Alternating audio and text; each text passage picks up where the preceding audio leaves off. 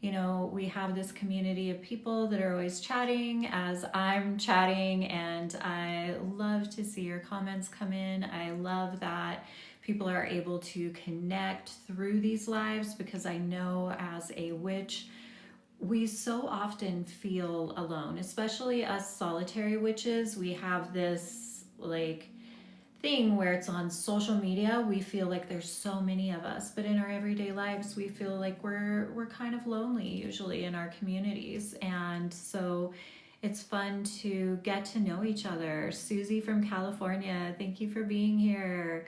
Margie, who's my moderator and priestess in my virtual coven, is from Florida. So I would love to have you guys just introduce yourselves, say hi to each other, and chit chat as I am chatting with you. And today we are in this place. Hi, Carol from the UK and Tish from Oklahoma. I'd love for you guys to share in the chat how you are experiencing this last month overall, because the eclipse isn't just today, you know, and a lot of times what social media makes people think is that we're waiting for this one day to happen, and that's the eclipse. And it's like, when the eclipse happens, your whole life's going to radically change in a moment. And it's like the likelihood of that happening is actually very rare. It's usually a subtle lesson that is kind of lurking within the shadows of your life, coming in to show you what needs to change for you to better walk your aligned purpose. Hi, witch from Florida, and someone from Congo and Ghana. And so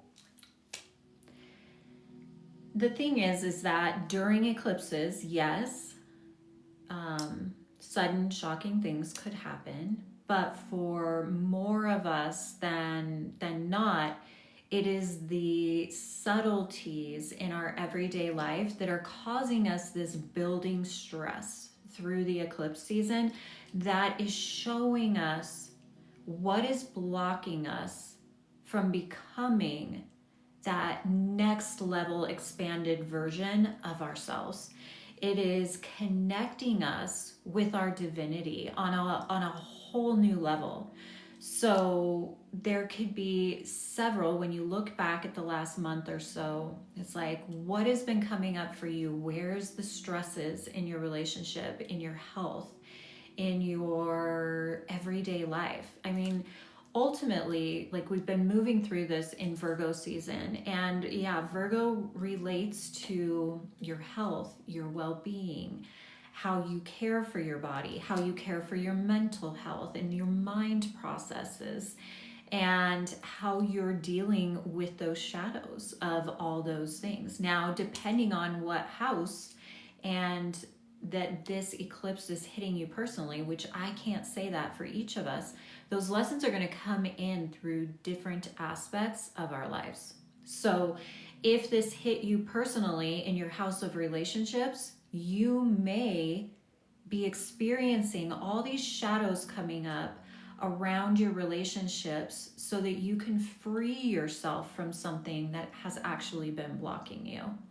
Or it could come up in in your house of work. It could come up in your house of family.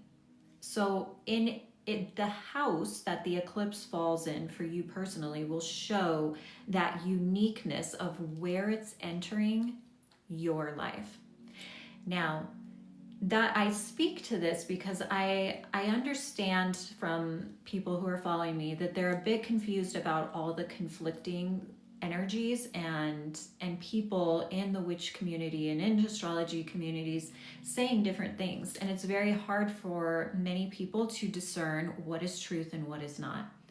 And so what I want to speak to on that is that, especially in the witch community, we are all coming from different cultural backgrounds, different woundings, and we are all at different levels. And for lack of a better word, I do not believe in the devil, but with every level there's a new devil, they say. And so it's like, depending on who is coming up on your feed, whether they're speaking truth to you or not, there's some sort of mirror energy there if you are listening to them. So even if they're not speaking truth, paying attention to what you're hearing there because something's mirroring you to them is probably the most important thing, because I don't come on to TikTok to debate what everybody else is debating on Witch Talk per se.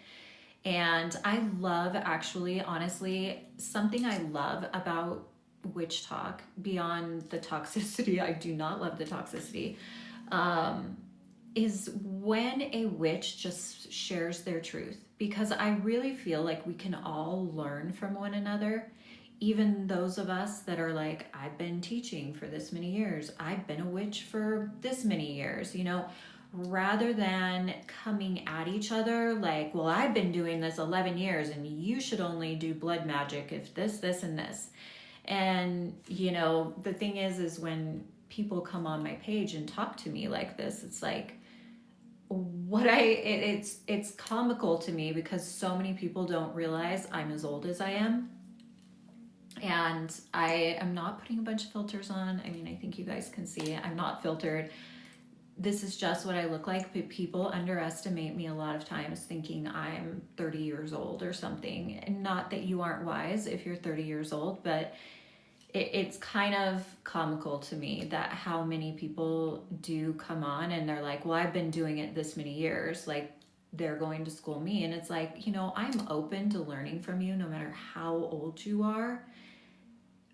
But please don't go around being with that kind of arrogance, like you are the end all be all on what witchcraft is, because really witchcraft spans so many cultures because of the burning times, and how the burning times and the word witch became a pandemic that moved across our entire society.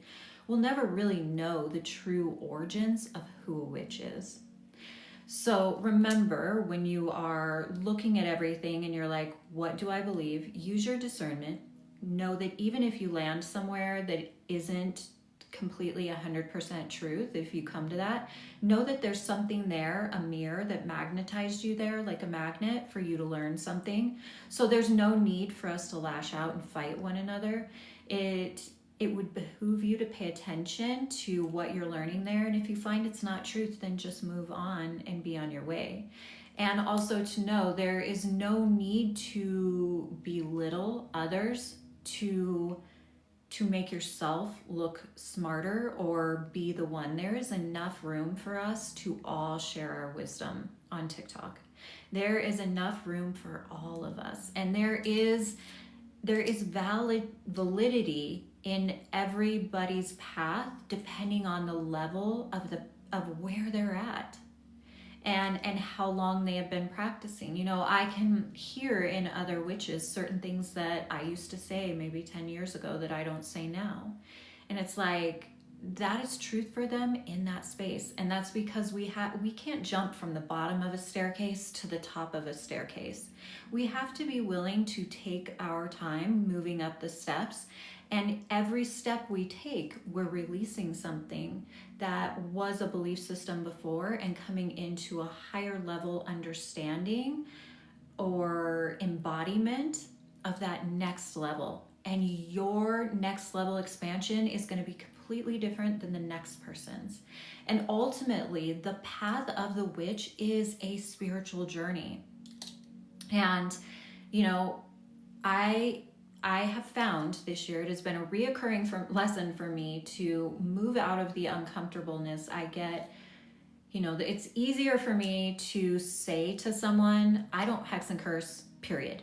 End of discussion. When I have someone that thinks they're an advanced witch or even a baby witch that is completely wanting to do baneful workings and justify why they want to do baneful workings and receive the information to do baneful workings from me, it's easier for me to, instead of saying, you're not in a place to be doing baneful workings because of this, this, and this, I usually won't do that. I'll just say, I don't do baneful workings. And so this year, what has been coming up for me, reoccurring, is to push out of that comfort zone and being willing as a guide and teacher. I usually don't like to use the word teacher, but guide in witchcraft, because I feel like there's always going to be new levels, and it's hard for me to say things to people and worry that I might offend them, right? So it's easier for me to say I don't do it. But what me saying I don't do it does is gives you this permission slip to go find out how to do it from somebody else, where really I need to tell you why you don't need to do it. And I believe that witches should not be practicing baneful magic until they are in a place where they have done a bunch of shadow work, at least a minimum, very minimum of a year and a day of consistent practice as a witch, is my opinion. Because then you've done enough shadow work to know you're not going to accidentally do harm to someone in a way you really didn't want to do and was just a projection. Now, same thing goes with eclipse energy. So we're in the eclipse today, and I've been discussing two different discussions this morning. Like a friend of mine, Margie and I were chatting about, like, because she found something on the internet that said fall equinox was Mabon is a 7-day celebration, and I have never learned it's a 7-day celebration. We continued to look into that, and it's not a 10 or a 7-day celebration. It is fall equinox is in an exact alignment, and that happens tomorrow if you're here on the 22nd. Every year it's going to be somewhere between the 19th to the 23rd, and all the equinoxes and solstices those are true alignments, and there was always a celebration for these specific alignments. Now, whether it's a cross-quarter date or a specific Sabbath, they were fire festivals in the pagan communities before the conversion happened on our planet. So I'm not Wiccan. I just seen somebody ask, I'm not Wiccan. I have a lot of Wiccan-based teachings, and so I want to speak to that, because there's so many solitary witches that also say, like, I don't believe in the law of three. I don't believe in doing no harm. And I'm not Wiccan. And it's like, hey, I'm not Wiccan. I'm a solitary witch. But you know what? Do you call Mabon? Because if you're calling it Mabon, then you are practicing something Wiccan. Because a lot of these terms for these dates were made by the Wiccan communities and leaders back in the 50s. And so, you know, it doesn't matter who you are identifying as. If you're a solitary witch and you're like, I'm not a Wiccan, fine, you're not a Wiccan. But understand that a lot of the information we have today as modern witches, no matter how much you're not Wiccan, is probably Wiccan based, or the only reason you have it is because Wiccan compiled it and brought it to us. So even if you're not identifying as Wiccan, like myself, there should be a great level of respect there for Wicca and what those witches were trying to do. Because we are seeing in modern days how they are trying to distort who the witch is again. And there are actually witches playing into that, and they don't even realize they're playing into that. It's like, if we want to start another era of the burning times, keep putting yourself out there as an asshole, because people love to categorize other people. And as soon as one witch shows up as baneful and an asshole and not in integrity and authenticity, people are going to latch onto that and be like, that's who witches are. And so it's really important that we are acting in authenticity and in integrity in whatever shape and form that is for us. Now, tomorrow is Mabon, otherwise known as the fall equinox, equal light and day. Hi, Max Joy. And hi, Mama B. And so today is the eclipse. And what's really beautiful about this is, first I'll preface with, a lot of times, so I was talking about baneful magic and how I'm like, I don't do baneful magic.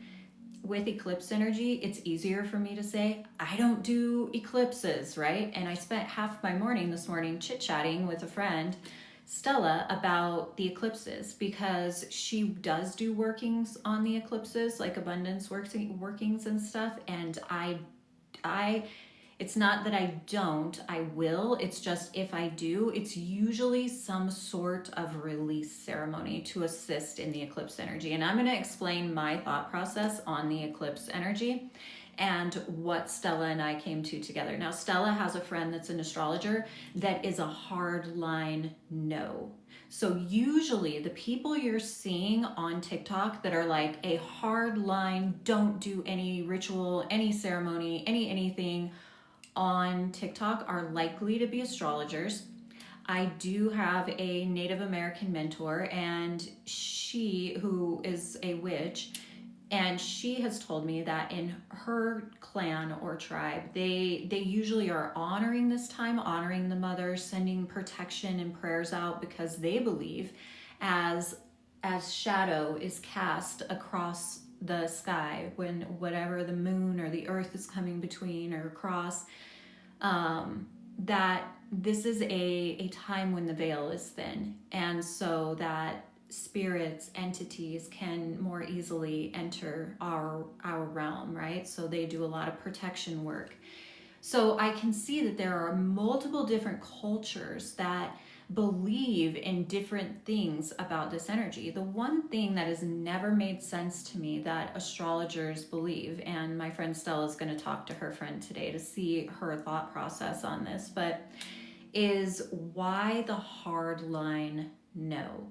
Because, and usually it's because the chaos energy. And here's the thing, the chaos energy they talk about at eclipse season is not natural to the eclipse.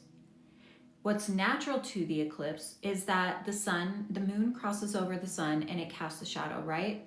So the moon is coming in front of the sun, it's creating a shadow, exposing shadow in us. Now, because humans have not been taught to work with their shadow, they project, which causes an energy of chaos across the planet. So it's humans that are creating the chaos on this planet, if that makes sense. It is not natural for chaos to be shadow work. The repression of our shadow is why the projection of chaos during an eclipse. Now, our ancestors would freak out. So there's probably a story, because they would be like, why is the sun going dark? What is happening? It's evil coming onto the earth, right? That's the programming a lot of us are running from through our DNA. And that's where the storyline comes from that gets people even more amped up and afraid of the eclipses. When, for the evolution of humanity, like, we have to die and be reborn 100 times, if not more, in each of our lifetimes. This is what the cycles of the earth and the seasons of the earth is teaching us, is mirroring to us, is that it is okay to allow old parts of yourself to die and be reborn. Now, the reason I don't do magic that is manifestation, like directing, like today, when the eclipse is exact, if I did anything, it would be some sort of severance work, like clearing the slate. I am writing down what I have seen come up for me over the last month and burning it in the fire, because I see you, shadow. I love you for how you protected me, and I'm going to let you go and nurture that part of me that is beneath it all, that is divine and pure and has all the wisdom of my soul's destiny, like the true reason, my soul's purpose for being here. And so at eclipses, I am honoring that shadow work is here. And I'm not going to try to grab that wheel from the divine of the goddess driving the wheel of my life. And she's like, we got to do some shadow work because you still don't have enough self-worth. So we got to turn this ship around and allow you to go head on with all the things that are going to trigger your self-worth. and give you the opportunity to see what the shadow being cast is. Now, if Harmony does not let the divine take that ship and turn it around and say, get in a fight with her husband over something, Harmony will never see that her self-worth was tied up in how her husband perceived her. And so instead of seeing that, I'm over here doing an abundance spell. And I want to do this. And I want to get a new house. And I'm doing this spell. And the goddess is over here dragging my arm. And so my life becomes more chaotic because I'm actually resisting the energy that's present of needing to do shadow work. So it's like, I don't get either side where they're like completely don't do anything, because why not assist yourself in the release energy? Like, I think that makes sense.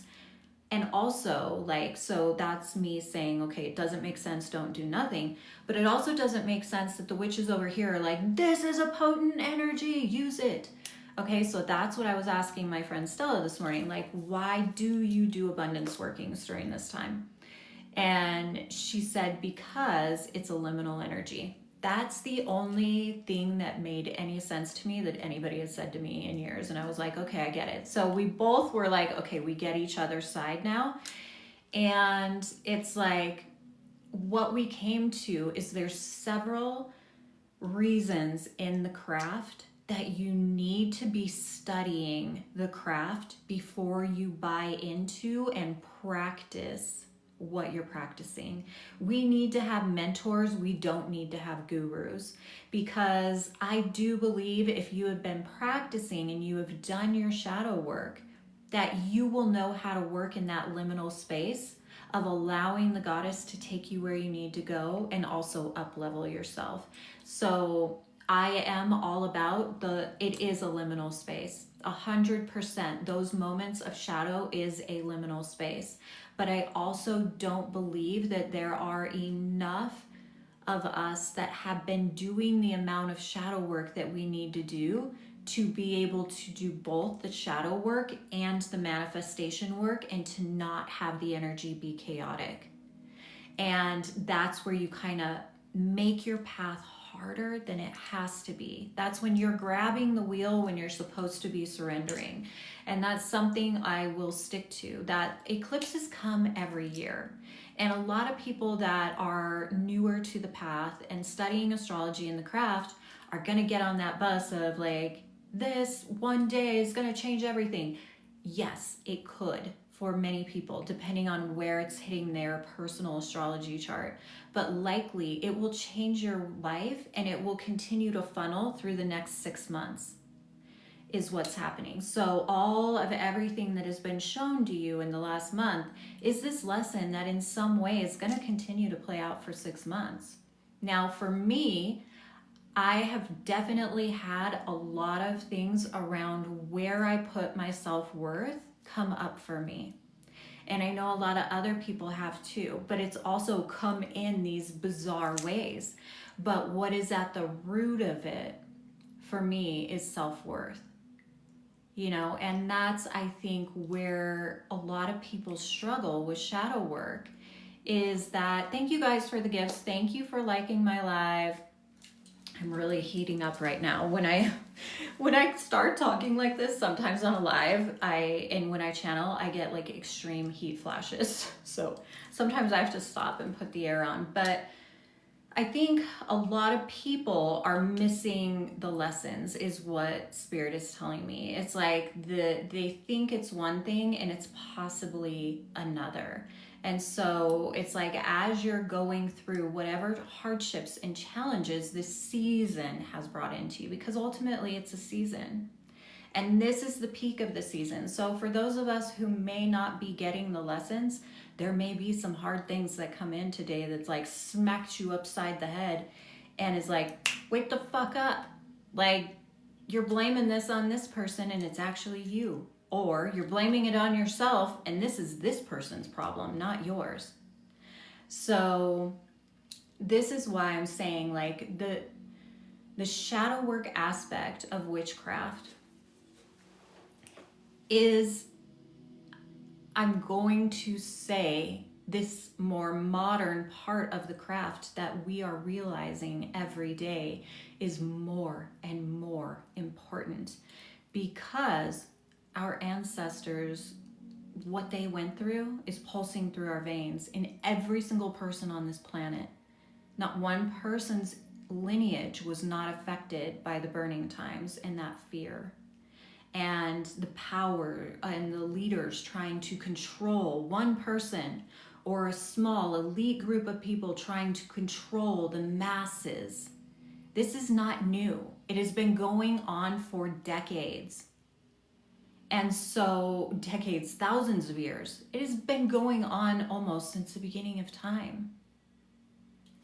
So the thing is that, Marjorie, the priestess, who my moderator on here, she quoted in my virtual coven group on our app today about, or not today, a couple days ago, she was doing the yoga journey challenge, and she was quoting something I quoted about the war around us, the war going on without us, around us, is a mirror of the war going on within us.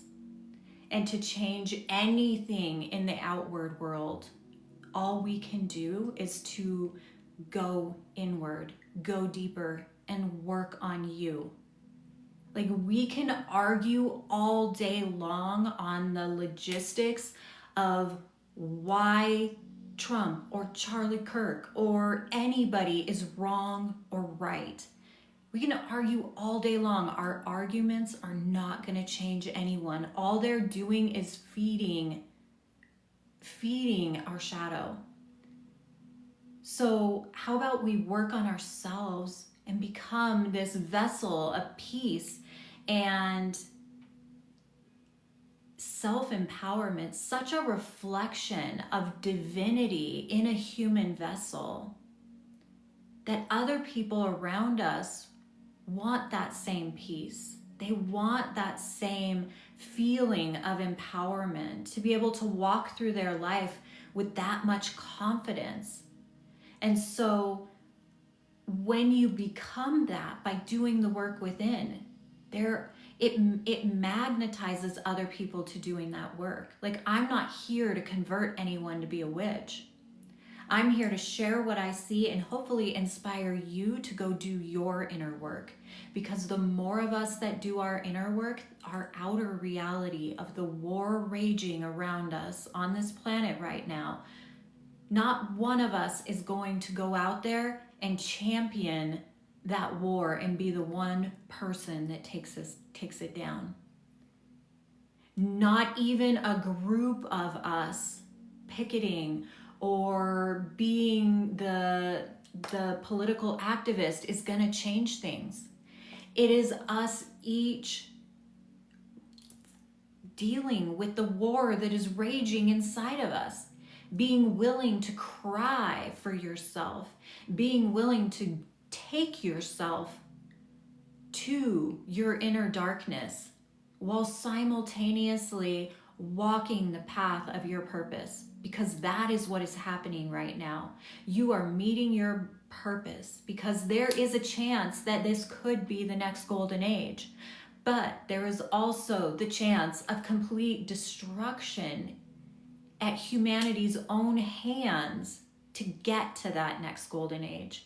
So if enough of us are just doing the work, like, forget about what religion we're in. We need to stop at feeling like we need to convert everybody. That's another thing. Like, I've got people on my page, God loves you, God loves you, God loves you, on 100 different of my posts and 100 different comments. And I'm scrolling through this daily, and it's like, dude, go do you. Go do you. Quit worrying about converting the world and work with the war that is raging within you.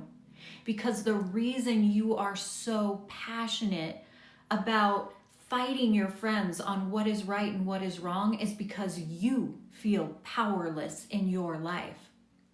You feel powerless, or you felt powerless at some age in your life.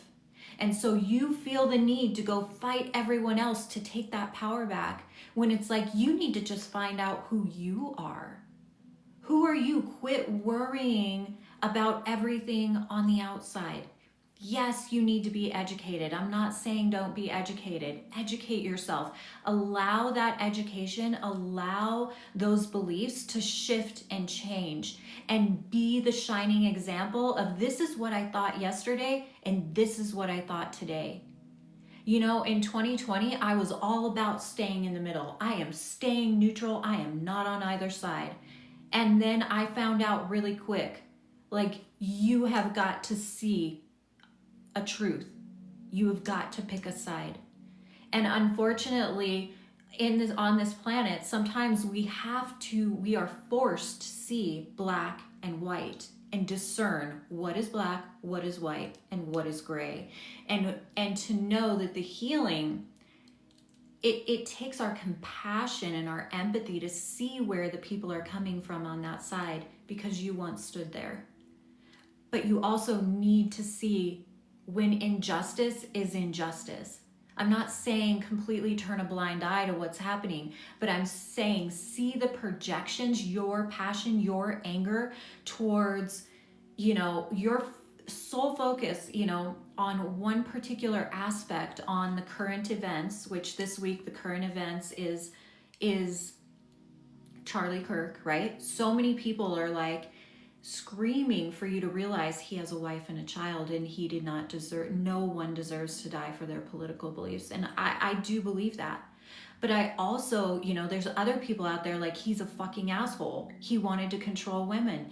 And I'm about that. Like, I see that part of him, but I also don't believe he deserved to pass for his political beliefs. And that I'm not here to author anybody else's journey, is what I'm getting at. And neither are you. This is your journey. And that's what you need to realize, is that whatever is triggering you about this, yes, our world is a fucking mess, but the triggers happen to help you understand. And if it's a true trigger is what I'm talking about, like where you are completely letting this event take you over. If that's happening to you, it's a trigger. And what is it triggering? It's likely triggering a similar feeling that you had somewhere in your life, somewhere in your childhood. And so it's really not about the external event. It's really about you. It's always about you. I don't think he was a good man. What triggered me about the whole thing was that this witch was trying to take, the whole Etsy witch story, which is very confusing to understand if she really was trying to take credit or not. But that was the trigger for me. Usually nothing on Witch Talk makes me go and speak to it on a post. And I went and spoke to that on a post because it was triggering my wound from being demonized for your belief systems. And what that Etsy witch was putting at risk was all of us. And the person who paid that Etsy witch by trying to take responsibility for what happened was demonizing the rest of us witches. And so I realized, like, this is why this is triggering me, is because I've had past lives where I've been demonized. I've been demonized in this life. And so that's, where I was at with that. Where are you at with what's going on? I'm not here to tell you. I'll tell you my opinions if you want to know them, but I don't feel like I am a political activist. I feel like I am an activist for inner work, for shadow work, for us doing our own inner healing. Because I believe the more of us that do that will turn into the ushering into the next golden age without having to have some sort of global atrocity have to happen to shake us up and wake us up. And it is like we are moving into that global atrocity right now. Like we're like in this place where we're watching things that are trying to pull us away from doing our own inner work. That's where the chaos comes from. It's when you are becoming triggered and allowing everything going on outside of you to affect your sovereign path. So that's what I'm here to tell you right now, is we are having this solar eclipse, this time to look at your own shadow. How far away from home have you been pulled? How far away from your own path have you let other people pull you? Who are you? What good are you bringing into the world? Your path is all about you. But I promise you that path's direction, your soul's purpose, does not only affect you, it affects the entire collective. So there's a reason that it's just about you, because the way it affects you is affecting everyone. So look at where you have been hyper fixated on things and fighting with people, and turn that mirror that you're wanting to use to reflect everything back on everyone else and put it right in front of your own fucking face and say, this is what I need to learn. I'm going to stop punishing everyone else because I am not their authority. I am not going to be the victim anymore. I'm going to tell myself a different story. And I am not going to save the world from anything. The only person I can save is me. And when I save me, I save a million other people I will never meet. Know that. That is why we need to look at things like the law of three that Wicca brought forward. You know, so many people are out there hyper fixating on, I don't believe in the law of three because I don't believe what I put out comes back to me threefold. Why threefold? Why would it come back to me? And it's like, okay, science already proved it. Whether you call it the threefold law or you call it the law of attraction, it's the same thing. Like energy attracts like energy. Why threefold? Because any workings you do that's a spell that you do as a witch, everything you do as a witch is intentional. What that means is it's not just a normal energy of reciprocity. It is the energy that is backing you as a witch that amplifies it, which matches what you think you're putting out threefold. That's where they get the law of three. It's because as a witch, you have more power than the average person, because everything you do is intentional. It's backed by 100 ancestors. So of course, your energy is going to have, that's bouncing back to you, is going to be more. So it's, call it whatever you want. Quit arguing about that and start being an example of who a witch really is. And most don't consider karma. Most think karma's a bitch. They think karma is the law of attraction. Like if you do something bad's gonna happen to you. That's a law of attraction. Karma is a Indian, Hindu, Asian, cultural theory, practice, spiritual belief that what we don't finish in this lifetime, we will finish in the next lifetime. Witches believe that because we believe in reincarnation. We've kind of adopted that word from other cultures, karma. Karma is not really our cultural word, but we do have that same belief that we believe in next lives. We believe that what we don't finish here will come back to us in the next life. So when you're saying karma's a bitch, remember that you're inviting not only that person you're saying it to re-experience this in the next life, you're inviting yourself to do it again with them. So think twice about how you're using that, because your words are powerful and you will be coming back in the next life with that person to redo it again. So these are the type of things that are next level expansion when you start to mentor, even if you don't have an external mentor. It's like you're mentoring yourself. Like I show up here every Sunday and give you 2 hours of my time for free, giving you this mentorship. You know, I've seen so many witches like, I want a mentor. Where do you find a mentor? But they're also not willing to put money into working with the person and paying for that. And they're not willing to take the time to sit and listen to a 2-hour live. And not that everything I am saying might ring 100% true to you. Like, take what resonates with you and leave the rest. That's why I'm here to just give you what I have to offer, what I've learned up to this point, and hope that it helps you on your journey.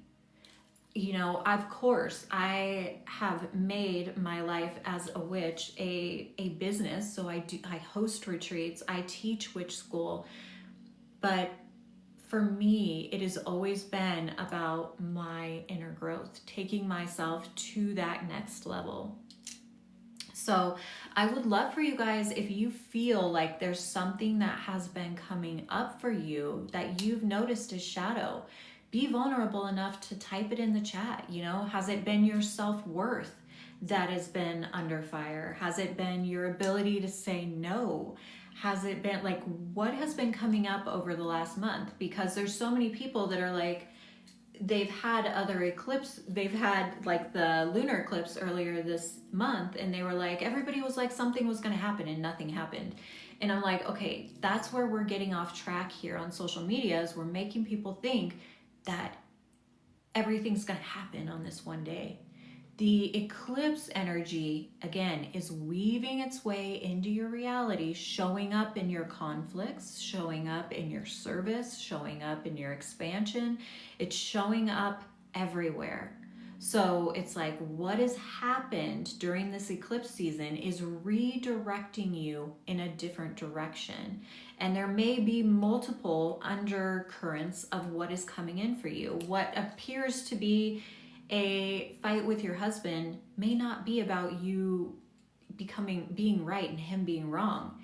It may be about something, an undercurrent of where your self-worth is being placed. It may be losing your job, may be to get you to look at your life differently. Not finding a new job may be the hard hit that you need to, like, I need to stay right where I'm at. I need to trust the path. So this is the stuff that we really need to be looking at right now as we come into this potent time of shadow being exposed, because that is what is happening right now. So, my opinion on this is to identify the shadow. Identify the shadow right now that has been incoming for the last month. What is that shadow? Imagine the shadow as a spider, and then all the little legs on the spider are all the little ways that shadow has integrated and woven itself into your life. So it's not only exposing the shadow, it's exposing all the little tentacles of shadow that have woven into your life, and then burn them. If you want to utilize the power of this time, burn the fucking shadows.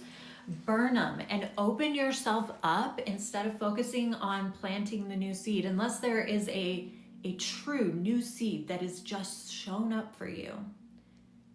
Then yeah, plant that seed after you have released the shadow. But if you've just been again and again shown shadow, it's like, now it's time to identify it and make a decision to change that narrative.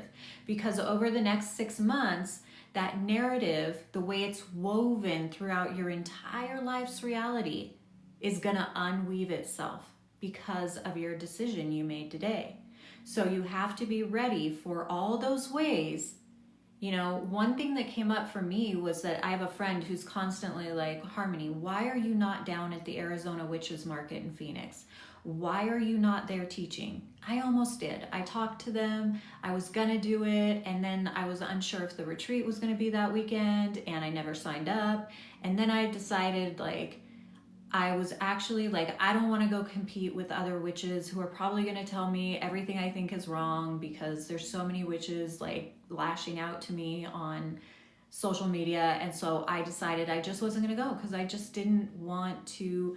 It was ultimately fear of those other witches. And so I think for me, a lot of stuff has been coming up around me needing to walk more confidently and quit worrying about and allowing other people to stop me from doing things and putting myself out there further, because I want to avoid conflict at all cost. Yeah, it's my fear of that conflict. You know, I know, like, she gave me this big talking to this morning, what I would call a talking to. She was like, look at how many people follow you. Obviously, you have a valued perspective in the craft. Who cares what the fuck? Even if you have 20 people in your class and 30 out there saying you're wrong, you obviously are bringing something to the table that's important. This is the nature of witches right now. Half of them are more fixated on wanting to be the one with the right wisdom and calling you out so you see them as more important than they are about just sharing their perspective. And so, you know, I guess for whatever reason on TikTok and in my classes, I feel completely comfortable coming on here and showing my perspective. But going down to the witch market, I don't know. I guess next year I will sign up for it. How much you want to bet 6 months from now is when that sign up will be? Because that's been coming to me again and again. Stella just is like, why are you not doing that? Why are you not doing that? I came across this and I didn't see your name on it, and it's in Arizona. Because I have shadow too, you guys. So anyway, I'm trying to look at some of the comments coming in. Please like the live. So at 11:30, I'll start casting our circle if my likes are at 100K. I always give you all this time, and I appreciate all the gifts. I see everyone that is giving me gifts every week and appreciate you. And I appreciate all the hearts. Hearting the live doesn't cost you anything. It just gets my work out there a little more. So thank you. Thank you, Margie. And I do have a YouTube. I'm not sure if I'm allowed to say that on here, but I usually only on there put my recorded lives from TikTok. So I've been hearing there's going to be some changes on as far as TikTok goes. So if you don't follow me here, you can follow me on YouTube or Instagram. And hopefully I'm not going to get pinged for that, because I know AI is hearing everything. But I feel like we in the US, even though TikTok's going to remain, it's like how it will remain, we do not know. So, you know, I've been hearing a lot of people reading a lot of stuff that says the algorithm may change. What was being shown to your followers before may not. We just really don't know. So, you know, I'm really glad TikTok is staying, because it's the platform I like most, and I hope it stays enough the same that I feel, you know, and you guys are all here, that I still feel comfortable doing my lives and everything. But I do have online classes. All the links are in my bio for those wanting to learn more about my perspective on witchcraft. I have been practicing the craft out of the broom closet since I was 28, and I'm now 50 this year. So,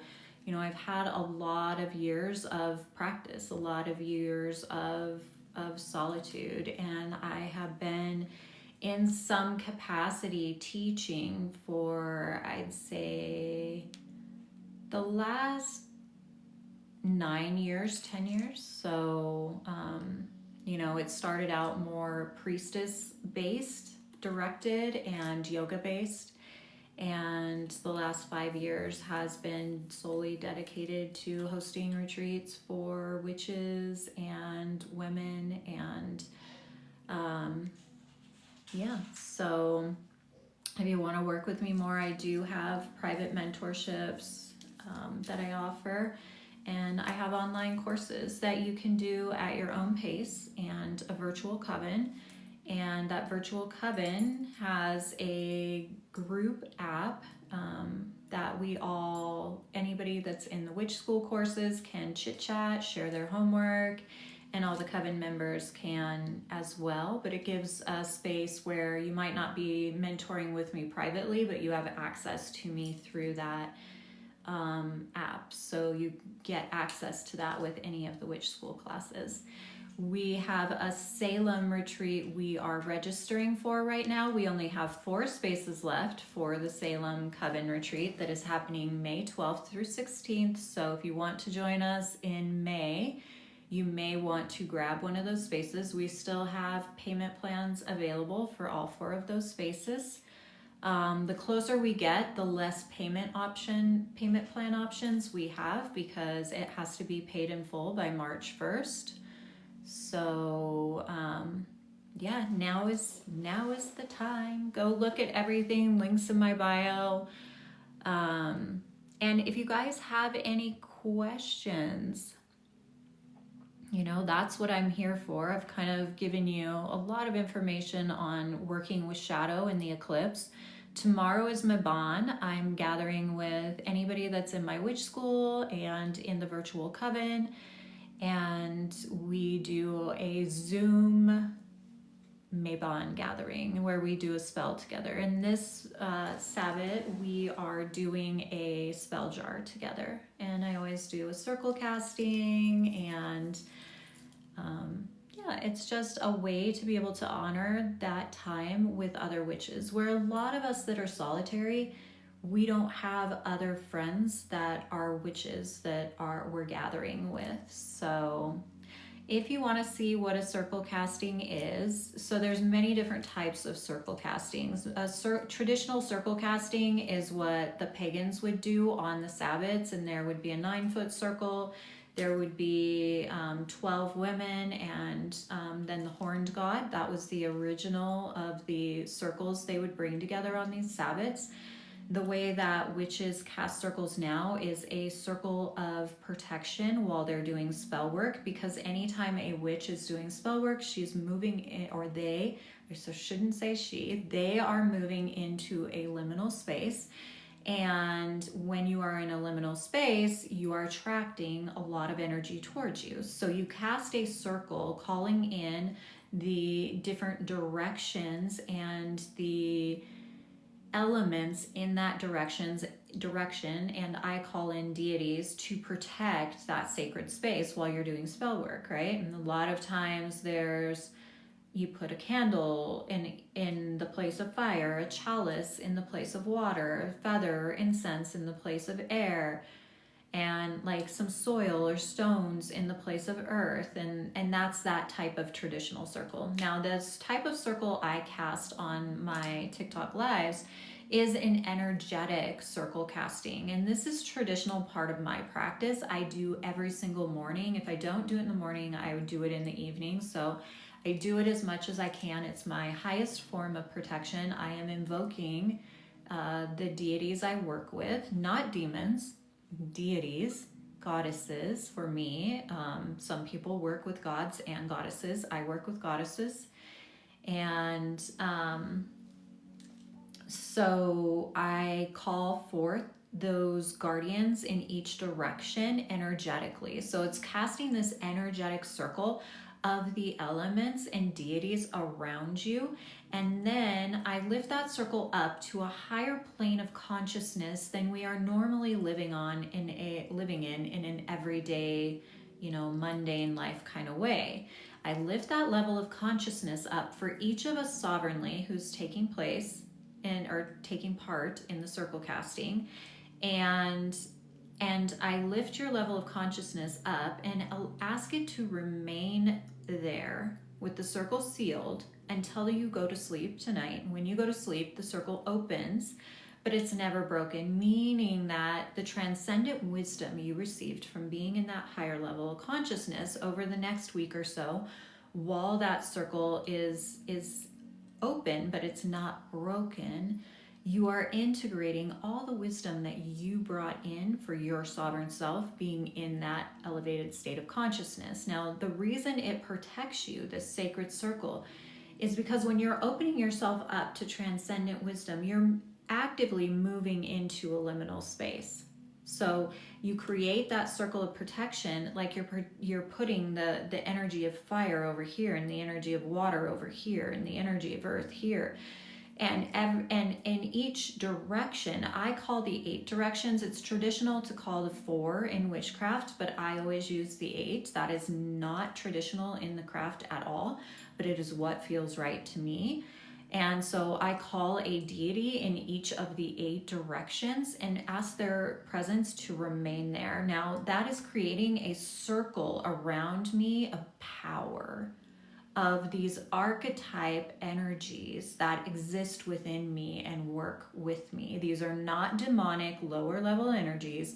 They are higher frequency goddesses that attributes about them exist within me. So I call them forth to hold this space. Now, they will, by casting the circle here online, it's kind of like a meditation. So I'll ask you to close your eyes, take deep breaths, and you agreed. Are you going to be a part of this or not? By saying it out loud or typing it in a chat. Now you can just watch if you want. It's just like a guided meditation where I'm calling those elements in, I'm calling those deities in, and energetically asking them to remain until any of us go to sleep tonight. And I'm also asking that this be done on a sovereign individual level for each person, and a collective level for everyone that is joining, and that it's your experience, thank you, and your sovereign experience. And so it's of course going to ripple affect everyone, but it's not like I'm demanding what will happen for you. What happens for you after the circle is cast is what happens for you. It's this beautiful up-leveling of energies. We also call the earth, the ancestors that walk with you in a good way. We call in your I am presence, because a lot of times our ego is so strong, our I am presence is buried in the very back of our heart with our inner child.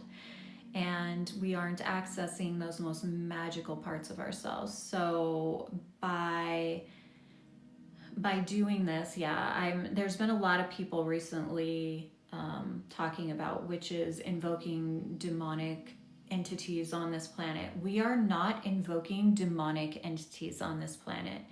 And because your meaning of demonic entity is some lower level entity, if you are referring to Lilith, who some refer to as a demon, I want you to think about who we've been taught to believe demons are, because Lilith is only considered a demon because she wouldn't lie beneath Adam.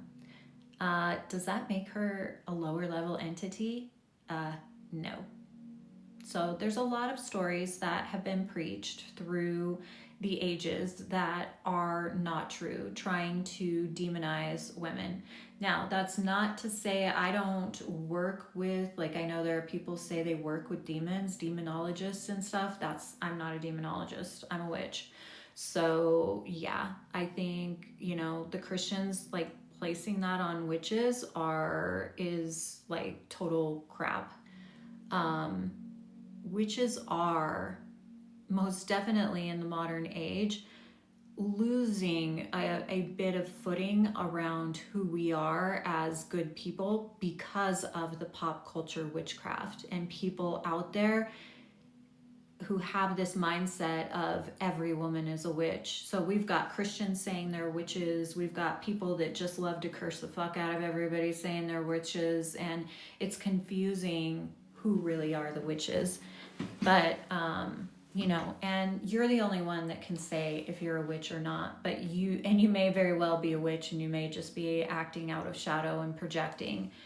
I'm never going to say someone's not a witch or not a real witch. I'm just saying there's an awful lot of witches out there who are acting in shadow. Let's put it that way, which I would be referring to as Christian witches, because they're afraid to come out of the broom closet. So they start calling themselves a Christian witch, and they write a book about it.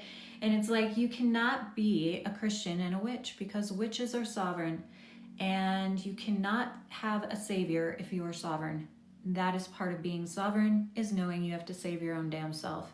So are you on the path of sovereignty? Then you are not on the path of Christianity, needing someone to save your soul. So, discernment in our modern age is so important. And I know there was safety for the witches to just say in the past they were Christian. And thank you. And thank you.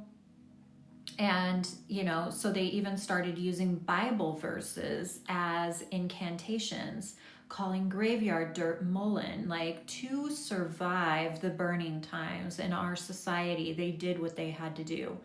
But I am here to remind you that you don't have to hide behind Christianity. You don't have to hide behind biblical myths. You don't have to do those things to be who you are in our world. So you might be one of those. That may be what's changing for you on this solar eclipse. You might be one of those who's like, I'm a Christian. Can I be a witch too? And it's like, absolutely 100% you could be Christian and be a witch, but you are not an example of who a witch really is. You are a witch that is projecting her shadow into reality and inviting others to do it with you if you are out there advertising it. And so if you are, it's not like I'm saying you're not a witch. Again, I'm not here to say who's a witch and who's not a witch. You may very well be a witch, a natural bloodline witch, but you are not doing anything for the witch community by trying to weave those two together. You cannot be sovereign and codependent at the same time. And you don't have to believe Jesus is your savior to have a relationship with a deity like Jesus or Mary Magdalene. I call Mary Magdalene in every circle. I believe she is one of the witches that, just like us witches have been demonized for thousands of years, she also was demonized and categorized as a prostitute, and I don't believe she was. If you talk to a lot of witches, it's like, no, Jesus is not our savior. Was he a real dude? Probably.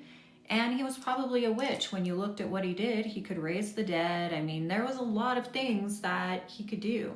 He was a good dude. I liked what his real story was. I don't like what people who are in the Christian church have turned him into. 100% not.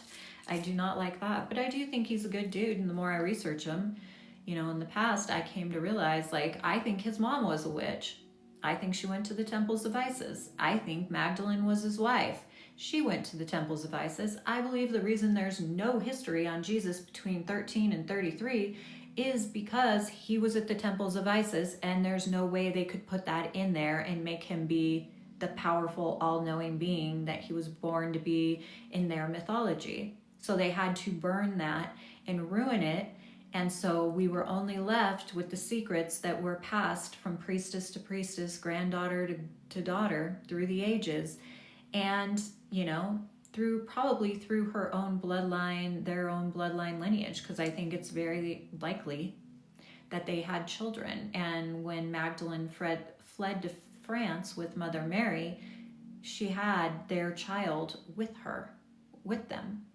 And, for me, I really don't believe Jesus died on that cross. I think he actually fled to France with them. And the reason Mary spent her life in the cave was because Jesus couldn't be seen, because they would have come over and taken him and killed him. So he spent the rest of his life in that cave, is my opinion. Doesn't mean it has to be everyone else's opinion. I think all witches have different opinions on that mythology, because it doesn't just belong to the Christian church. The Christians decided Jesus was their savior. They needed someone to say, this is who's going to save you in their story. They were trying to decide between Mithras and Jesus, and they chose Jesus. So, look up. A lot of Christians do not do the research on their own religion. A lot of us witches do, because we come from this programming, same as a lot of you, where it's like we've been raised in this society or in an actual church that was telling you this is truth, gaslighting you, when everything in you is like, this is not truth. And so it's like you go on this mission to find what is truth for you. That's what I did. And it was like there was always this feeling for me around Mary Magdalene and Jesus, and that's what kept me researching them, was because even though I didn't believe anything in any church, there was a feeling I had every time I watched any replay or play or storyline of Jesus being hung on the cross. And it was like, this isn't right. Like, there was something off about the story to me. But it, a lot of people disagree with what I think. They think he died on that cross. There's no way he could have made it. I think he made it. But that's the thing. Us witches are usually open. Usually, I say usually because now we have this, since the witches become popular on social media, everyone and their brother is showing up as a witch. And it's like they never even identified as a witch back 10, 15 years ago, but they're hopping on the bandwagon, which is fine. But again, it's also, it makes it so that I can't say even most witches, because then they'll like pipe in and be like, not all witches believe the same. So I'm saying a lot of witches, okay, will be open to exploring and researching to find what is truth, because we realize as witches, our history has been, it's been completely wiped out and destroyed, and it's been woven back into reality deliberately in a way to demonize us. So it's like, how do we find what is true for us when they have literally taken it all out, and anything that got kept was preserved and twisted into their own sacred holidays. So taking times of the year taking times of the year, twisting our holidays, the Yule into Christmas, things of this sort. Like, that's the only way that we have remnants of what was the pagan traditions. And it's like, what is the difference between a pagan and a witch? Because pagan now refers to a spiritual belief system. Pagan during the conversion of pagan Europe was differentiating the people that believed in the old ways, the old mythology, and the people that believed in the new ways. So there was the pagans, meaning this era of time that existed before the conversion of Europe into Christianity. And so that split is saying, when I say all witches are pagan, not now, not today, in today's terms, I'm saying all witches were pagan at one point, because we do know the word witch existed before the conversion of pagan Europe. And the only reason we know that is through a piece of manipulated record, which is biblical. The oldest witch we have historically recorded is the Witch of Endor in the fucking Bible. So, which they may have implanted her there. I'm not 100% sure, because I don't believe the Bible to be truth, but that is the oldest record of a witch we have, which places the witch before the conversion of Europe, meaning all witches before the conversion practiced pagan ways, meaning the old ways. They honored the old gods, the folklore. So in trying to identify who the witch is, like, we've got a lot of things mixed into who the witch is, like the Golden Dawn. There is a lot of Golden Dawn belief structures that are brought into witchcraft. A lot of ceremonies and rituals that witches practice in Wicca are rooted in a lot of like Golden Dawn stuff. A lot of it is rooted in Thomism. And so we have to respect that even within that, like, these people who structured themselves as the Golden Dawn, as Thomism, may have been witches of old creating a new structure. So they were bringing forth those practices, but even that's just a theory, a concept, The reason why I called myself a mystic originally was because no one wanted to, in my town, they would always say, don't call yourself a witch. And so the more I embodied the witch, then they started referring to me as a mystic rather than a witch, because they'd be like, don't call yourself a witch, you're so sweet.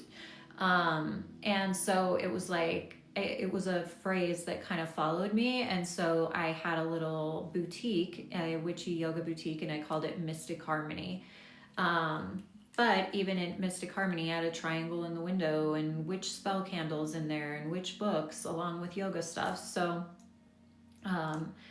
when I closed that business and started hosting retreats 5 years ago and started showing up more as a witch, it kind of transformed into mystic witch. And so mystic, I heard in yoga once, they said the only thing, and I looked it up, the only thing a mystic knows is they know nothing at all. And so I loved that idea of not having to be the one with all the answers, because really when you research witch, it's so obscure, you guys. It's so obscure. So anyone out there telling you they have the 100% right or wrong is just giving you their opinion on what is 100% right or wrong. So as a witch, I am open to growing and transforming and hopefully finding more of who we are as witches in this modern day by accessing as much information and wisdom that we can from the old ways and carrying that forward. And that means a lot of what the witches are bringing forward is folklore. And so understanding that when someone is like, this is this and this is this, it's like that might be that way in Polish folklore, but over here in Italian folklore and Celtic folklore, they believe this and this. And the thing is that most of us have a bunch of different lineages running through our bloodline. It's very unlikely to have that person who is, thank you, Margie, that is 100% one bloodline. And so a lot of us are having energetic pull from multiple bloodlines, because we are a smorgasbord of blood from coming around the universe into this modern day. And I'm going to take a drink because Margie's reminding me to take a drink.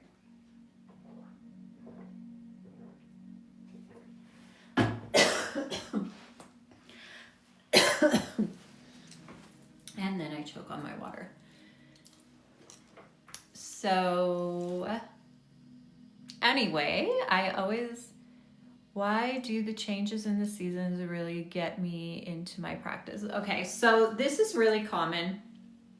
I used to have this actually on my website, and I think it's something that got taken off. But at summer solstice, so the change of seasons, you may be feeling the pull of needing or wanting to honor the 8 fire festivals, which is the changing of seasons, right?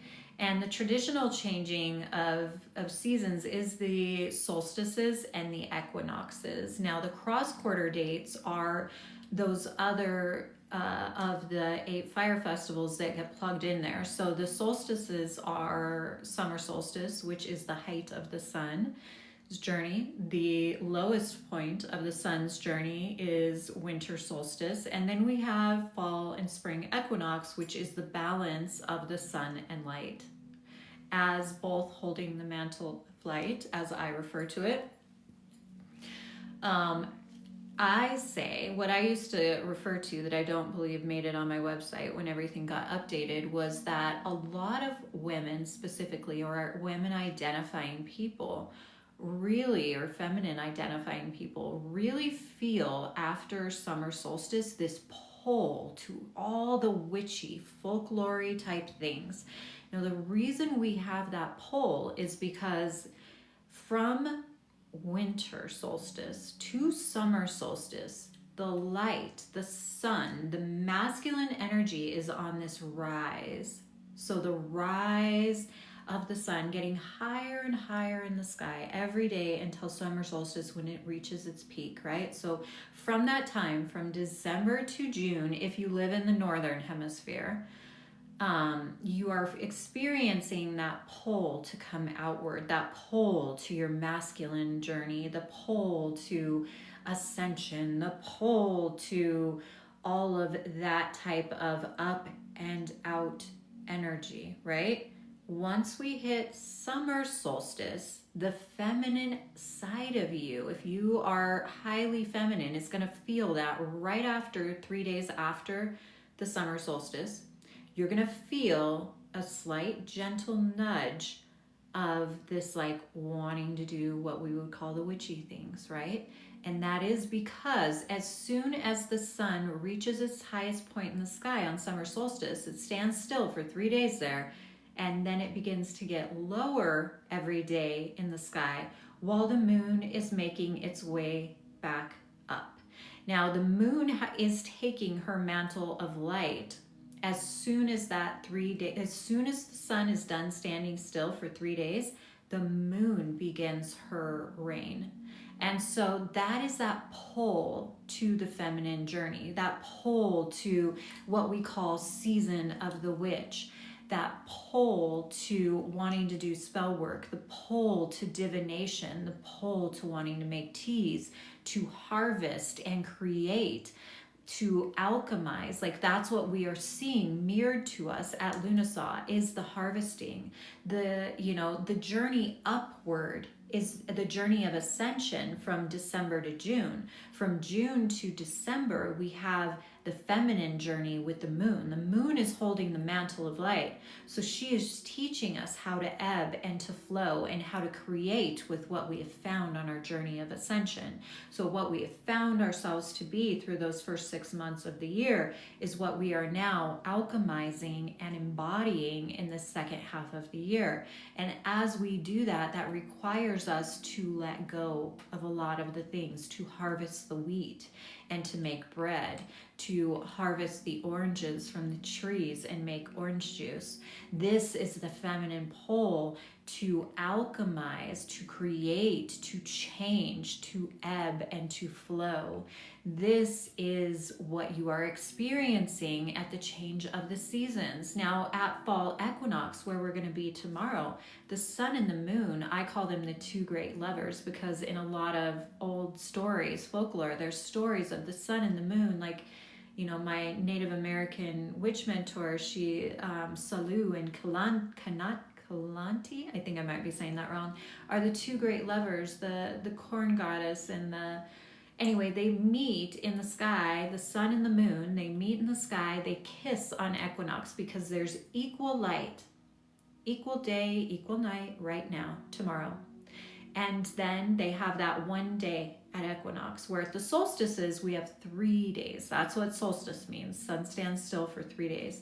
Equinox means equal. So it's a moment of equal. So it's in the story, they kiss, and then they begin their journey apart. And so once we hit equinox, we really move into the deeper aspects of the feminine. We are really going into divination. We are really letting go. We are returning to the earth. That is happening right now. And then when the sun is reborn on Yule, we begin the journey of transcendence again. So the first 6 months of the year is ascension, and the second 6 months of the year is descent. It is descending into the body, all the way back down into the earth. Thank you guys for the gifts. Thank you for the hearts. Whoop! My chair just fell forward. So that is, in a nutshell, why people feel that pull of wanting to do witchy things the second half of the year, is because if you're highly feminine or you're highly connected to the moon, you're going to feel that pull somewhere in July, that you start connecting with the moon. And after winter solstice, in the deepest part of winter, we're still in winter, the sun takes his reign and journeys us into understanding ourselves from this transcendent wisdom. So it makes sense, like the elements of air and fire are those masculine planets. And so, elements, sorry, not planets, masculine elements. And they do bring us to this elevated, like air brings you up and out, right? The feminine is about being in your body. And, that's why I tell people, like, be careful how much ascension energy you want to work with, because ultimately, like, I feel like a lot of us are very open up here, but we're so open, we're open to many different things. We're open to our ego, our mind, different entities, and all kinds of different things. Like, the way you balance that and temper that is through the embodiment journey. So, I used to experience seasonal depression a lot at fall, and that can be for many reasons. It can be, depending on where your ancestors were from. It could be depending on if you had trauma around that time in your life.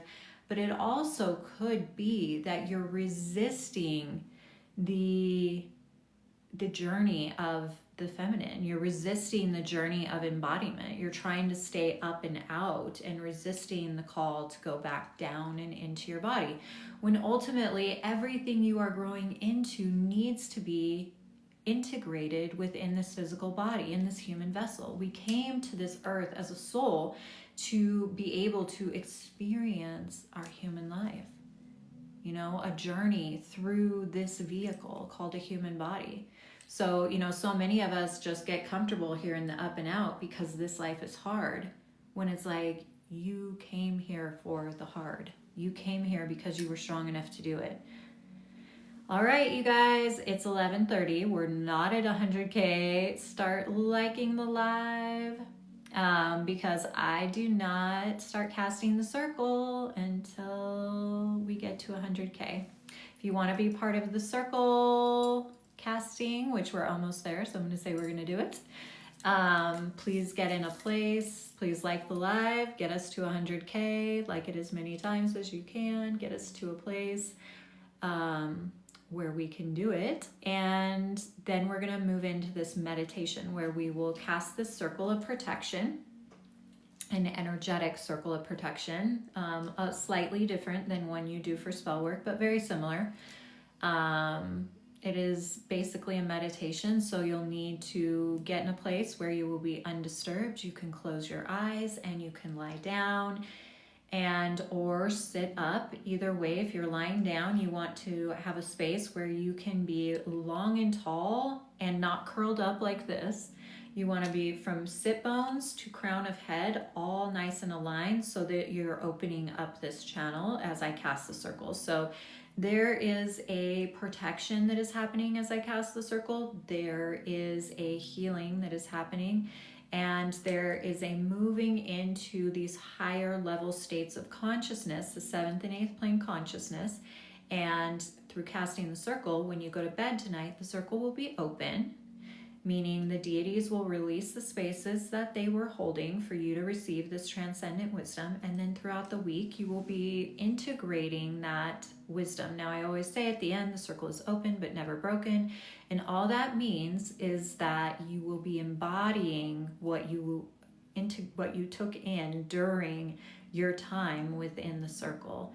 And so it's not broken because now you're alchemizing what came in during that time in your circle. So you'll move into a regular level of consciousness, back down from the 7th and 8th plane to a regular conscious level of consciousness for living your mundane life. And then you'll go about your day. Now, when I cast the circle, in each direction, I will call an element: the earth, the air, the fire, and the water. These are not demons. They're nothing scary. They're elements that exist on this physical plane that give us life. They exist within us as well. The water is our blood. The air is our breath. The earth is our physical body.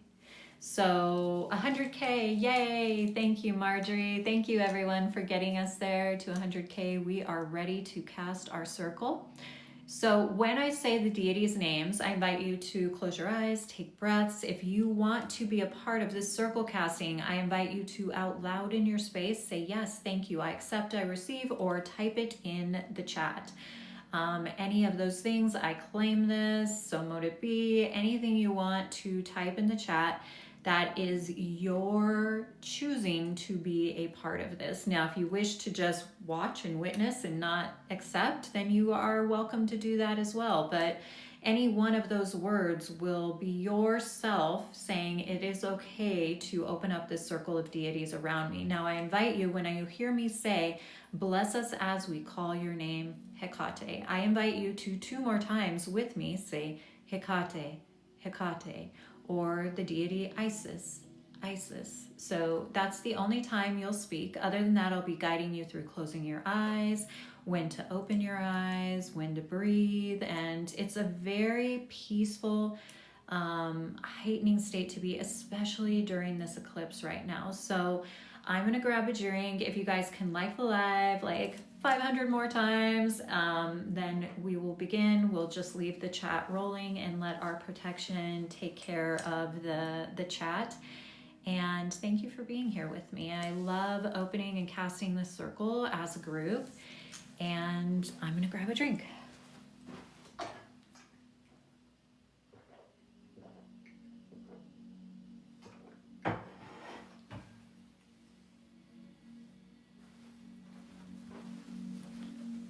Is the music too loud in the background, Marjorie? Or Max Joy, or anyone who is up still in the chat? No? Okay, thank you. Thank you, thank you, thank you.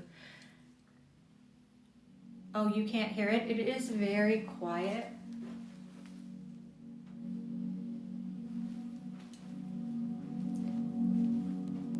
Can you hear that?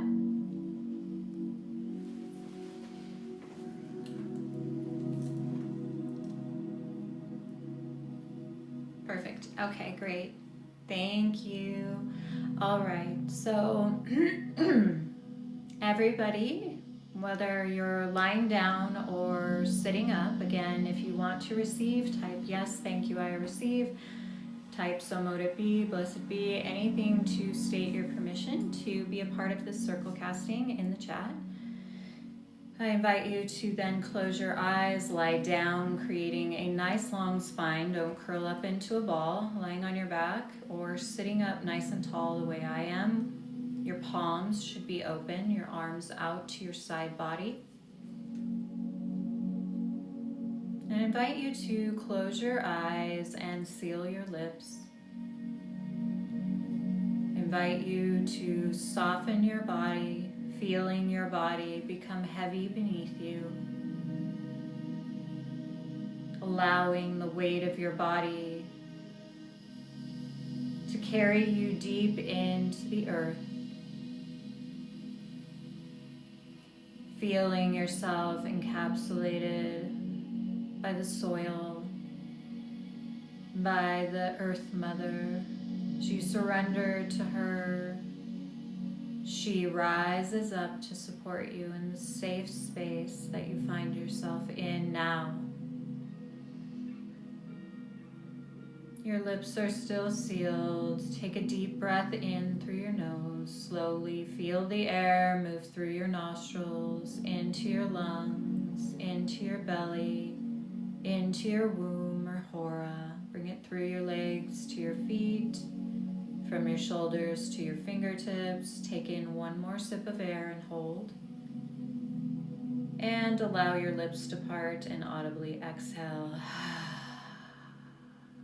The bottom of your exhale, use your abdominal muscles to squeeze out any last stagnant remnants of air and energy, and then seal your lips, and a little bit quicker this time, breathe in through your nose.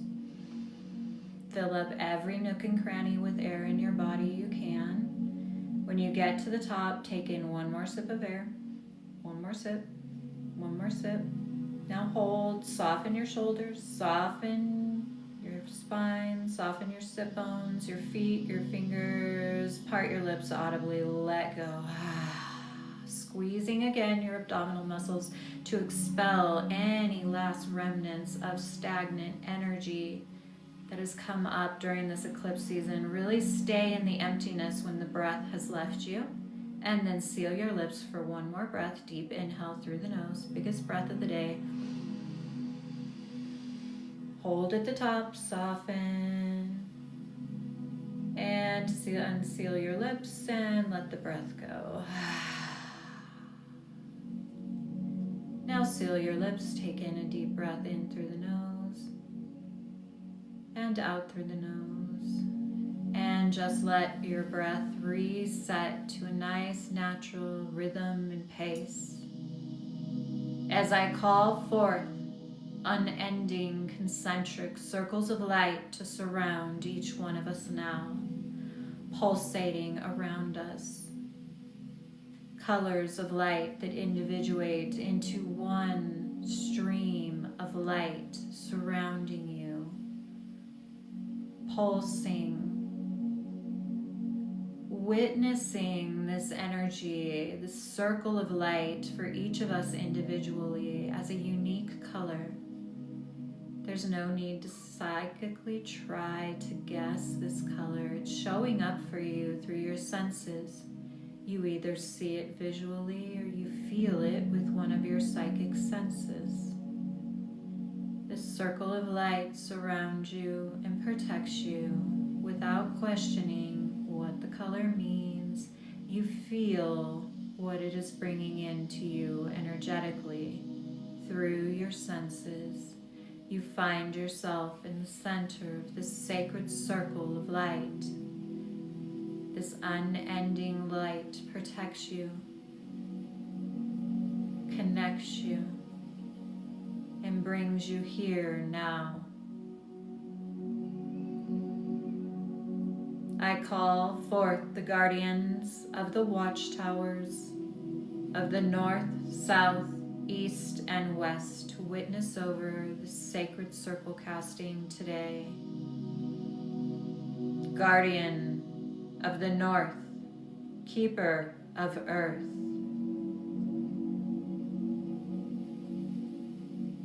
I invoke the elements and the spirits of earth. Keeper of the torches of light that you hold within the darkness. Keeper of stability, keeper of keys to unlock the doors to the underworld. She who walks with us through shadow, reminding us that we are both light and shadow, that we are never alone, no matter how far in the depths of the darkness, when we journey through the shadows, in the dark night of the soul.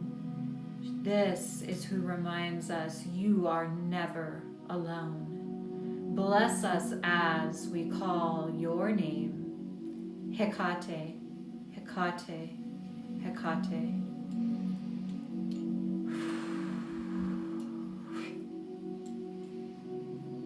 Guardian of the northeast, keeper of the rising sun and the sacred wells of water.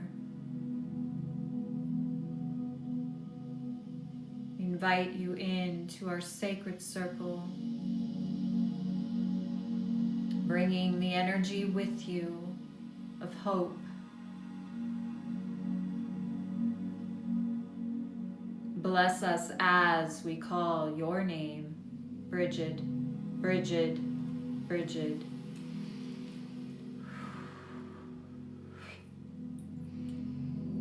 Guardian of the east, keeper of air, I invoke the elements and the spirits of air.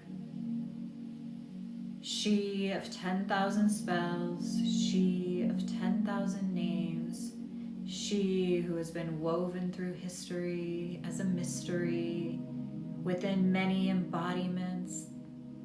The archetype of the mother, the archetype of the angel, the archetype of the extraterrestrial, the archetype of ancient wisdom, the archetype of powerful woman. Bless us as we call your name, Isis, Isis, Isis.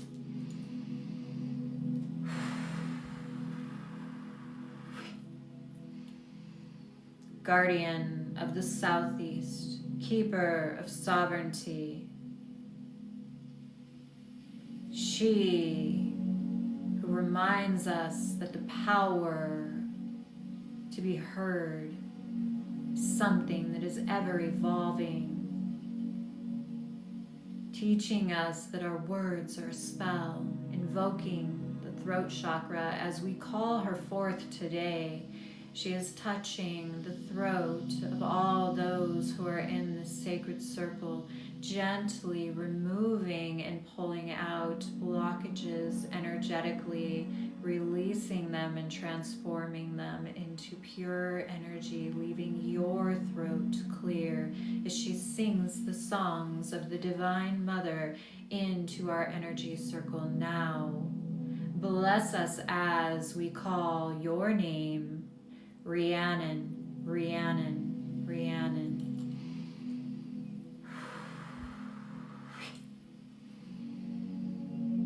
Guardian of the South, keeper of fire, I invoke the elements and the spirits of fire. Queen of the Fae, she who knows love is the way. She stands before us in the place of the South,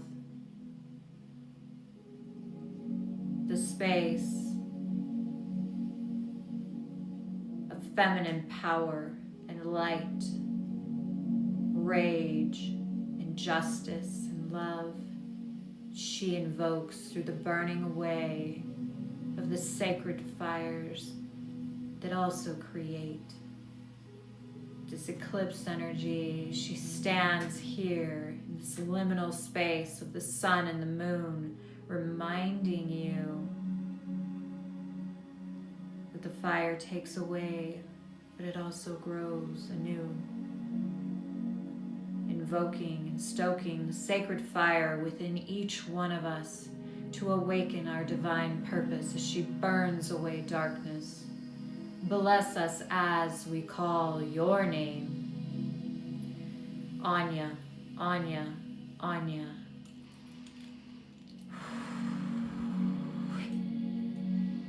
Guardian of the Southwest, keeper of mystery, she who knows what it is to weave herself through the darkness and remain within the threads of light of the feminine, to find her way here now, just as the witches have done through history. You have done this as well. You walk with us.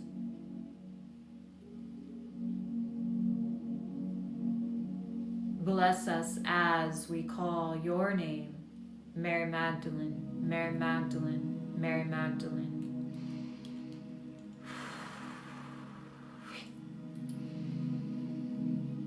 Guardian of the West, keeper of water, keeper of the sacred cauldron, I invoke the elements and the spirits of water. We invoke the sacred compassion, the empathy, the rise and the fall of the storm.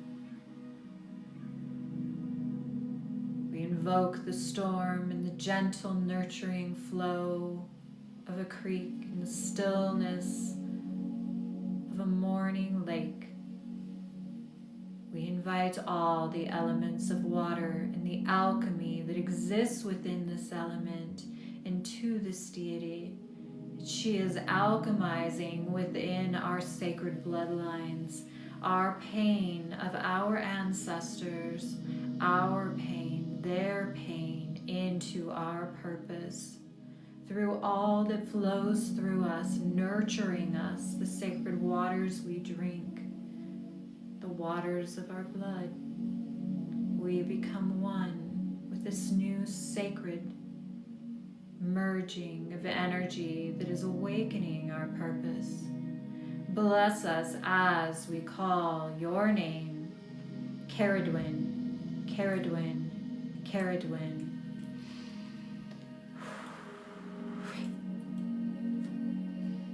Guardian of the Northwest, weaver of our sacred circle, queen of the witches, daughter of Diana, she who is the bridge for humanity from heaven and earth, giving the oppressed on earth the power of the witch, reminding us that we have the power within.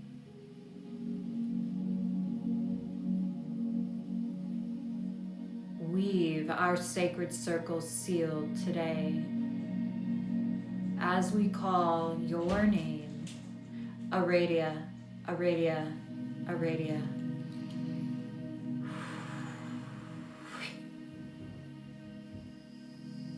From beneath us, we call forth to rise and support us, moving up to the unending circles of light that we cast before. the loving Earth Mother, she who unendingly gives us life, supports us in our physical journey, feeds us, nourishes us, gives us a home in which we live. We call you forth, Earth Mother. We call forth the ancestors that became a part of this earth through their physical body. We call forth the ancestors that walk with us in a good way, that remain committed to this earth and its ascension. Call forth the Fae and the elementals and any other earth spirits that are her guardians, her sacred watchers. From above us, calling you forth to move down and into the sacred concentric circles of light, creating a whole circle of light. We find ourselves in this bubble of light with an opening to the star brothers and sisters above us, to the homes, the star systems in which our souls resided before we came to this planet. We call you forth to witness and watch over the sacred circle from above. Bringing your hands to heart center, your left hand on your heart, your right hand over your left hand, and your eyes are still closed, feeling your heartbeat beneath your hands. As you call forth your I am presence to move forward to the front of your heart, followed by your inner child, right with your I am presence no longer hiding within the recesses of your heart. You have the I am presence and the sacred wisdom of yourself as a child meeting you here face to face right now through your eyes as a child. You see your I am presence awaken before you now. Notice how old you are in the shape that you may be envisioning within your mind's eye or within any of your other psychic senses. What age are you as a child being shown to yourself through your I am presence now? Color is your hair. Can you see your skin, your fingers and your toes? Feel into the divinity that exists, the I am presence that was the same within that child.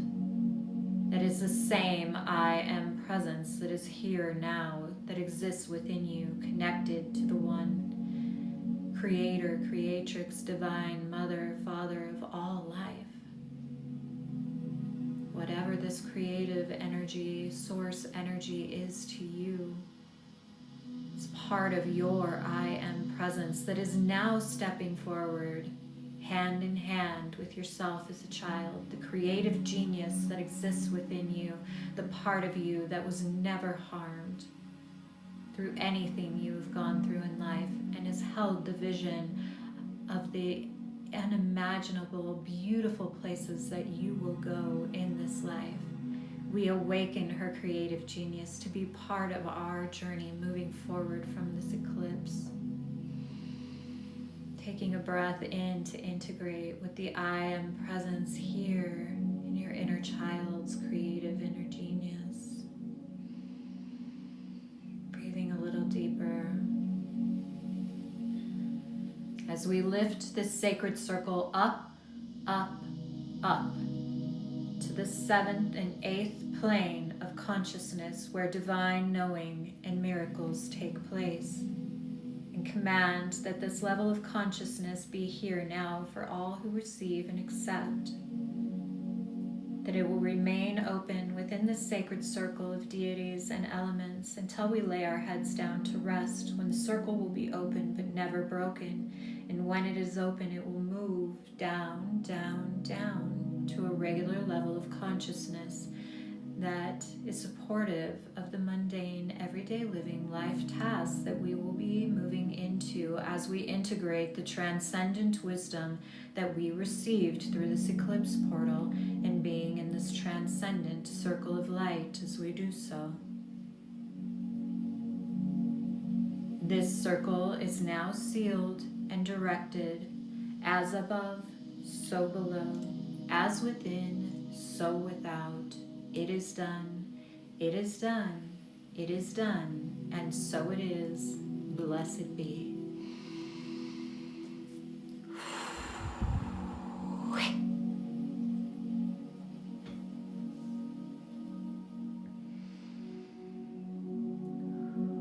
Gently invite you to take a deep inhale. And as you exhale, blinking your eyes open, coming back into the space.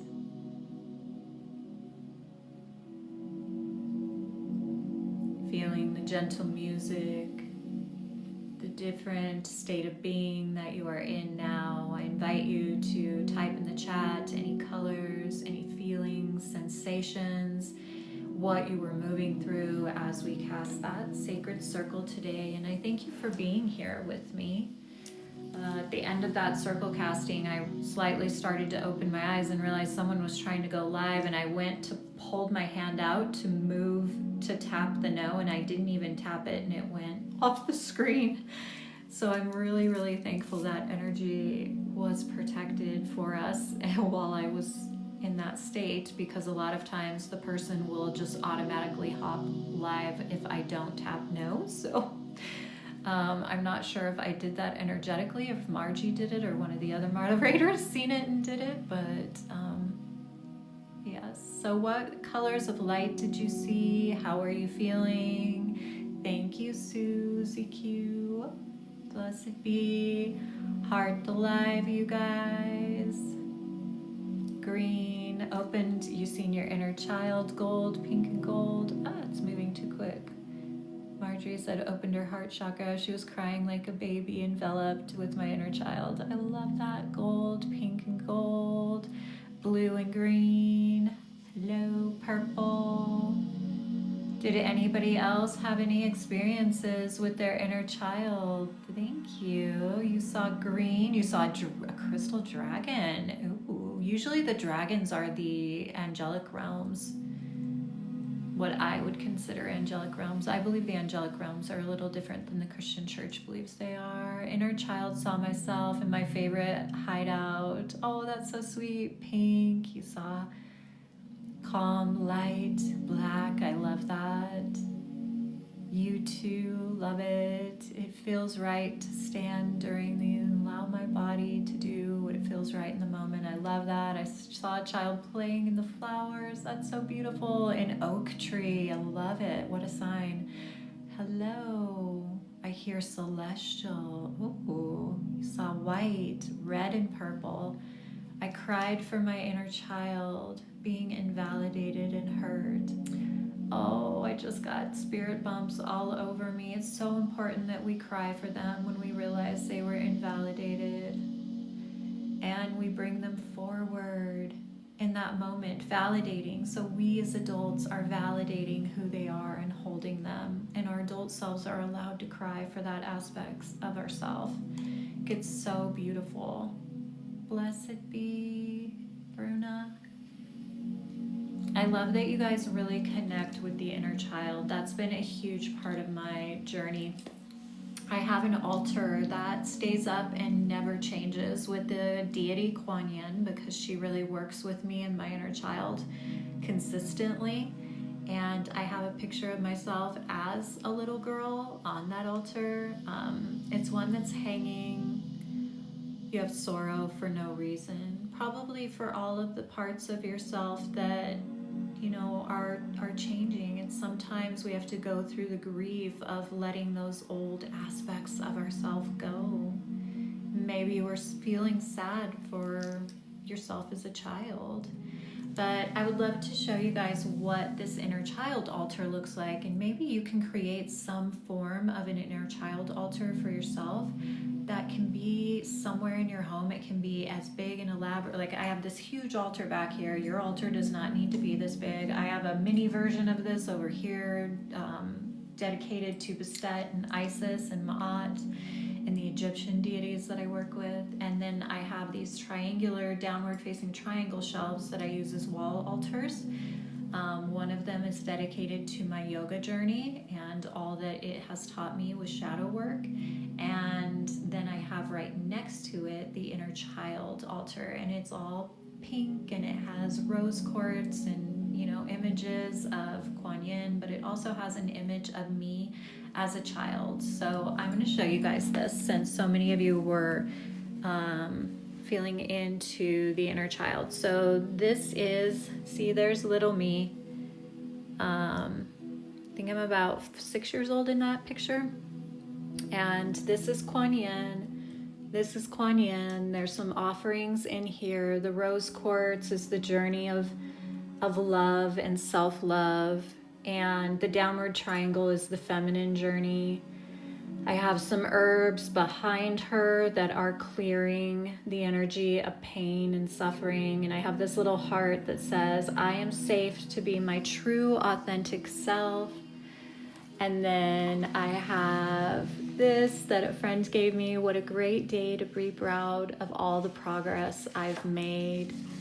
I have a raven feather up here to represent the journey of shadow I've been through. These are red little flowers that came from Denmark from a friend of mine. And I have a little dish here with a candle in it and a rose. Everything that goes on your altar should have purpose and meaning. It's not just decoration. I have this little stone from water I found. So every part of your altar should have some sacred significance. This altar right next to it is my shadow work altar. The little star is crooked. And I also honor the deities I work with because I am a yoga teacher. So the picture up there is the journey of shadow work, going into the depths, surrendering to the moon. Yeah, so every altar should have a sacred purpose. This is my Isis altar right here in Bastet. And this is my seasonal altar, so I'm always changing it for the season. And I'll bring you over here. So we are in the season of the West at Mabon. And so I had collected this water. So you should be honoring the elements, if not all of them, at least the element of the season if you have an elemental altar. So West is the element of water. So I have that water represented through this entire jar of monsoon water that I collected recently because we were not having monsoons for a while. I have the fire represented there. Orange is for the changing of the seasons. I also have pine cones. I have sacred spell jars for protection. I have this beautiful candle at the top of the altar with the ravens. So the raven is part of Season of the Witch. So I have them up there with this candle, which is a spell candle I made when I was in not Sleepy Hollow. We were in New York, I believe. But I have cauldrons because this is the season of the West. And I honor Caradwyn when we are in the West, and she is keeper of the cauldron. So I always put like my little cauldrons out. This is graveyard dirt from Salem. I've got witch hats. I've got the mortar and pestles up there. Those are because of the alchemy of this season. So Mabon is the second harvest. So I really work a lot with our altars. Altars are a portal between you and the divine. It's creating liminal spaces in your home for traditional work of honoring some energy. So this one has become my seasonal altar where I'm honoring these seasonal shifts of the earth. And I already explained the inner child one. Below my inner child altar, I have my haunted dolls. If you were seeing them, I'll show you them. One of the women at the retreat made us these beautiful little blessed be But these are my haunted dolls. This is Bonnie, this is Amber Lee, and this is Ursa. Ursa is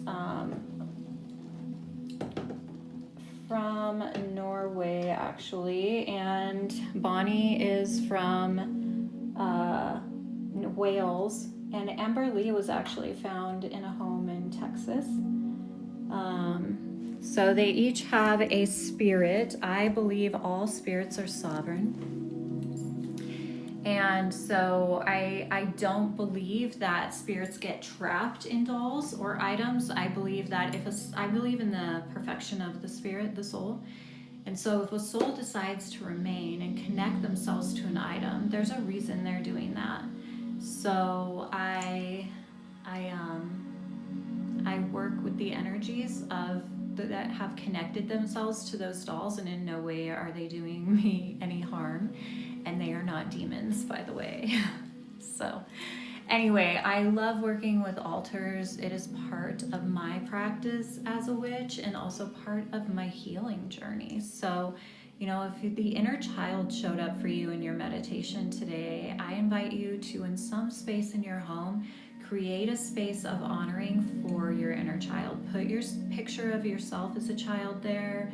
Put things that make your inner child happy there, and remind you of the strengths of your inner child. If you remember, I had that little wooden heart that said it's safe to be me. You know, that was something as a child, like I was gaslit by the church I lived in, raised in. Like my truth was never truth to them. And so I'm learning to own that as an adult. It is okay to believe what I believe, even if no one else believes the same thing. And I place the picture there to constantly remind myself every time I look at it at who I am. Really, I am her and she is me. We are the same person. We're the same vehicle that's growing and changing and aging, and that every part of this journey has been up to this point for me to come back to her inner brilliance. And the same goes for you. There's an inner brilliance in you waiting behind whatever trauma that you had as a child that blocks you, that is developed into your shadow. That underneath that there is something amazing, like a little gift that she holds to show you just how beautiful and relevant and valid you are in every way. So I think honoring your inner child is such a huge part of your journey. So anyway, thank you for being here with me today. Thank you for casting this circle with me. I will be out of town next Sunday, so I won't be here. Yeah, I'm going out of town Friday through Sunday, so I won't be able to go live any of those days. I'll try to go live once between now and then, but I will be back live 2 Sundays from now. So not this next Sunday, but the next Sunday. So if you haven't followed me, please follow me. Thank you guys for the gifts. I appreciate it. Thank you for liking the live. If you have not checked out the link in my bio, that is how you join my witch school. That's how you take my courses. Again, we only have 4 spaces left to the Salem retreat, and Practical Magic will launch soon. Hi, Haley. Blessed be, sister. So good to see you. So thank you for being here with me, you guys. Thank you to the moderators that were helping. Margie, thank you for always being here and keeping the chat a safe space to be. If you guys don't know Margie, go follow her. She's the priestess in my virtual coven. Haley went to last year's Salem retreat. Hi, Eclectic Goddess. Thank you for being here. Blessed be, Sarah. Thank you for all being here with me, those who watch every Sunday and stay on the whole 2 hours. Thank you, and blessed be. I love you all. Thank you for being my community. And if you haven't followed along yet, please go follow and check out all my videos. Those videos are all of, who is that? Was that Aaron? No. Nevaeh, I can't wait to see you in Salem, sister. I'm so excited. Nevaeh's going to be joining us in Salem this year. We're going to have a private event at the Witch House. It's going to be so magical. Yeah, I feel like Haley was at Salem this year with Stella and I. It was so amazing. But there's videos of what we did there. None of those are taken like just doing it for the video. That's actually what we're doing at the retreat. So if you want to see what we do at the retreats, look through my videos. Every single one of them is images of what we do at all my different retreats, and I would love to have you there. If you don't have the opportunity to be at the retreats, remember I have an online witch school. Join one of the classes and you get access to our group app where everybody stays in touch, shares their witchy practices, asks for witchy tips. When I say Marjorie is a priestess, that's what she's a priestess, and gives her service and time there to create sisterhood and stuff and just help me out in that space. And everyone that's in the witch school gets access to that. Everyone in the coven gets access to that. And my work is all for women and women's healing and empowerment. So I am excited to see anyone that wants to hop on and be a part of our community, because tomorrow we will be gathering on Zoom for Mabon. So happy new moon, happy solar eclipse. Let go of what no longer serves you, burn it away, and tomorrow start taking steps onto that new road, because a new path awaits you. Blessed be everyone. Thank you. So much love for all of you. Have a happy Sunday.